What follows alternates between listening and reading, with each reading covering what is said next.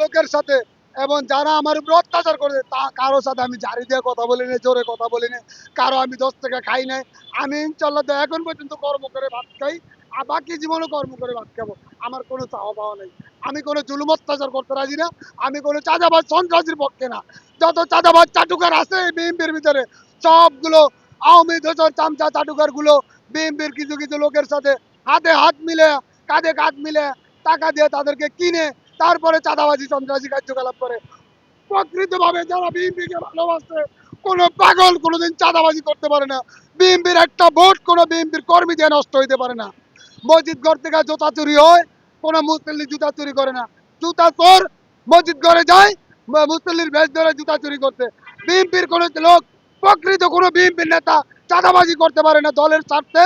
দলের ভালো যদি বাসে, দলকে ভালোবেসে থাকলে প্রকৃত কোনো বিএনপির কর্মী চাঁদাবাজি করতে পারে না। চাঁদাবাজ, সন্ত্রাস, আওয়ামী দোসর চামচা চাটুকার দালালরা বিএনপির ভিতরে ঢুকে কিছু কিছু নেতার হাত কিনে তারপরে বিএনপির ভিতরে ঢুকে ওরা চাঁদাবাজি করে। বাংলাদেশ জাতীয়তাবাদী দল বিএনপির বদনাম হয়। শহীদ প্রেসিডেন্ট জিয়াউর রহমান সাহেবের সুযোগ্য সন্তান দেশনেত্রী বেগম খালেদা জিয়া, তিনবারের আপসীন প্রধানমন্ত্রী দেশনেত্রী বেগম খালেদা জিয়ার সুযোগ্য সন্তান, আগামী দিনের প্রধানমন্ত্রী বাংলাদেশ জাতীয়তাবাদী দল বিএনপির ভারপ্রাপ্ত চেয়ারম্যান জনাব তারেক রহমান সাহেব কোনো চাঁদাবাজকে আশ্রয় দিবে না। দেশনেত্রী বেগম খালেদা জিয়া যেভাবে দেশ চালাইয়েছেন এবং শহীদ প্রেসিডেন্ট জিয়াউর রহমানের আদর্শ বুকে ধারণ করে এই বাংলাদেশকে তারেক রহমান সাহেব তার থেকেও ভালো চালানোর সর্বোচ্চ চেষ্টা করবে।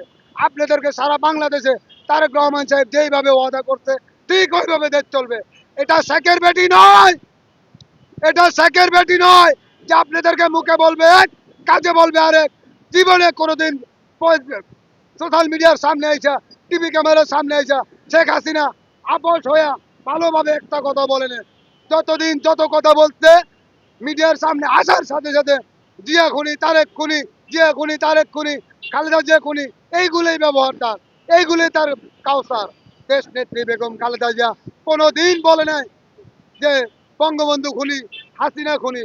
অথচ আমরা বলতে পারি দেশ না আমাদের শহীদ প্রেসিডেন্ট জিয়াউর রহমান সাহেব বাকশাল ভেঙে বহুদলীয় গণতন্ত্র করে তারপরে বাংলাদেশে হাসিনাকে আসার সুযোগ করে দিয়েছে। এবং এই হাসিনা, এই খুনি হাসিনা আসার পরে 17 দিন পর আমার নেতার মৃত্যু চট্টগ্রামে কেন হয়েছে? এই হাসিনার চক্রান্ত হয়েছে। আমরা বলতে পারি হাসিনা খুনি, আমরা বলতে পারি শেখ খুনি। আরে ভাই, ভালো লোককে ভালো লোক তো পরিচয় এইভাবে পাওয়া যায়। শহীদ প্রেসিডেন্ট জিয়াউর রহমান সাহেব যখন মারা যান, চট্টগ্রাম জানা যা, সারা বাংলাদেশে গাইবানা জানা যা, ঢাকা সিটিতে জানা যা, বাংলাদেশের তখনকার সময় বৃহত্তম জানাজা হয়েছে চট্টগ্রাম, এটা বাংলাদেশে শহীদ প্রেসিডেন্ট জিয়াউর রহমানের জানাজা বৃহত্তম জানাজা হয়েছে। আর আপনাদের বঙ্গবন্ধু যখন মারা গেছে 17 জন লোক মিলে জানাজা পড়ছে। ধানমন্ডি 32 নম্বরে, ঢাকার প্যান্টগঞ্জ ধানমন্ডি 32 নম্বরে লাশ পড়ে আছে, দেখার মতো কোনো মানুষ ছিল না। কেন? দেশকে যদি এতই ভালোবাসতেন, দেশের মানুষকে যদি এতই ভালোবাসতেন,